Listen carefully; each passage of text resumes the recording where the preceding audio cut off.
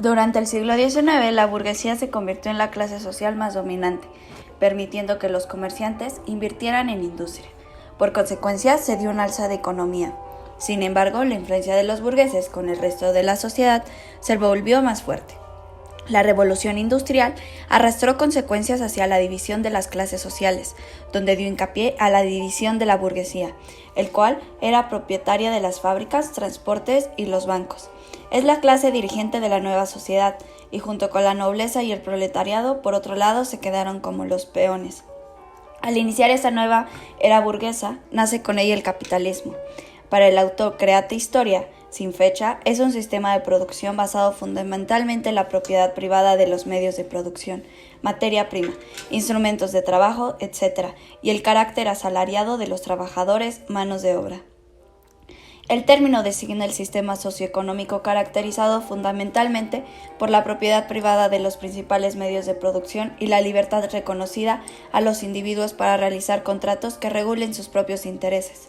Los años de 1890 a 1912 van a ser la época dorada de la burguesía riojomontana.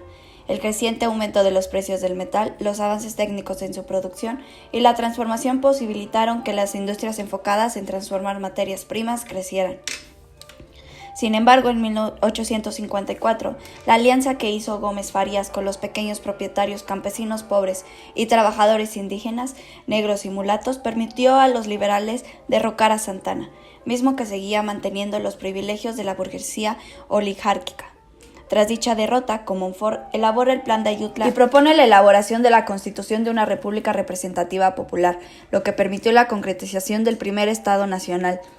En 1855, por medio de la Ley Juárez, anticipó la supresión de tribunales especiales y la injerencia del clero, junto con la administración del ejército ante la justicia civil. La igualdad ante la ley civil, que proponía la separación entre iglesias y Estado, empezó a plasmarse como una necesidad, ya que se buscaba la legalización de la explotación del trabajo, para poder así incrementar la economía por medio de la industria y el comercio. Al mismo tiempo, imponer en el país una sola administración de justicia llamada burguesía, presentada como una clase que se manejara a la conveniencia de los intereses.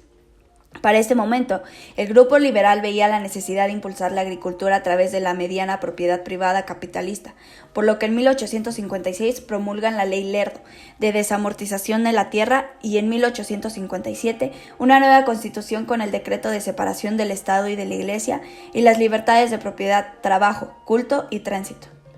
Con Benito Juárez a la cabecera, los liberales, supuestamente a la defensa de los indígenas, reprimieron las rebeliones mostrando igualdad dentro de la sociedad civil, es decir, la igualdad del individuo como principio de sociedad.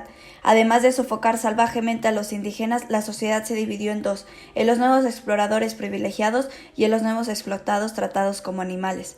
Sin embargo, no pudieron derrocar la reacción de la Iglesia y de los conservadores, los cuales estaban obligados a vender sus tierras. Todos estos acontecimientos se desató la Guerra Civil de 3 años. La Guerra Civil fue aprovechada por los Estados Unidos en sus planes expansionistas. En el gobierno de James Buchanan trató de negociar con los conservadores, pero al fracasar debió los lazos de estos con las potencias europeas.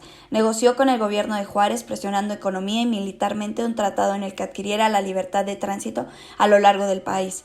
Marx, sin fecha, dice lo siguiente: el movimiento entero se fundaba en la cuestión de casi los 20 millones de hombres libres del norte, donde deben seguir subordinados a una oligarquía de 3.000 dueños de esclavos, de si los enormes territorios de la República deberán convertirse en semilleros de estos libres o en de la esclavitud. El istmo de Coandatepec, lo que le beneficiaría en el plano comercial y al estratégico.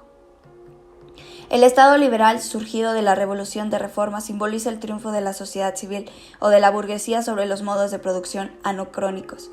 Aunque los ideales de los reformadores estuvieron lejos y en un principio de la realidad impuesta por las condiciones imperentes, el libre cambio se vio obstaculizado por un sistema que obtenía todavía la mayor parte de sus ingresos de los impuestos aduanales, por la depreciación de la plata que creaba proteccionismo y por la intervención directa del Estado en ciertas ramas de la economía. La disolución de las propiedades eclesiásticas e indígenas no dio lugar a una mediana agricultura comercial capitalista, sino a la expansión de las grandes haciendas sustentadas a la explotación de un gran número de trabajadores, más que la implementación de nuevas técnicas productivas. Las formas del trabajo forzado no desaparecieron para ser sustituidas completamente por la fuerza libre de trabajo que operaría dentro de un mercado competitivo, sino que hubo un fortalecimiento de los sistemas del trabajo coercitivo en varias partes. La siempre presente relación con Estados Unidos es un punto central que explica su desarrollo dependiente de esta economía y muestra una serie de lazos de decenas de años entre capitales, procesos productivos e incluso entre manifestaciones culturales de la burguesía, pero también manifiestas en ocasiones en el proletariado y que deben tomarse en cuenta. En 1859 se decretó la nacionalización de los bienes de la Iglesia, la separación con el Estado y la libertad de conciencia. La única opción para que el país salga de la crisis es la educación, ya que la religión se había convertido en una arma política heredada de la colonia. Al iniciarse la vida independiente existían alrededor de 30,000 millones de analfabetos, de un total de 4,800,000 adultos, es decir, que el porcentaje de analfabetos era del 99,38, contra un 0,6 de alfabetizados. El 18 de febrero de 1861 se pone la educación primaria, secundaria y profesional en manos del Ministerio de Justicia e Instrucción Pública. En 1867, en el artículo 3 de la Constitución, Benito Juárez expide que la educación debe ser laica y gratuita, como evidencia de la separación de la Iglesia y del Estado. El establecimiento de la educación pública, laica y gratuita le quita el rol a la Iglesia de educador de la sociedad. Esto también es una conquista muy importante para una sociedad analfabeta, donde las familias, obras y campesinas habían tenido un acceso educativo muy restringido.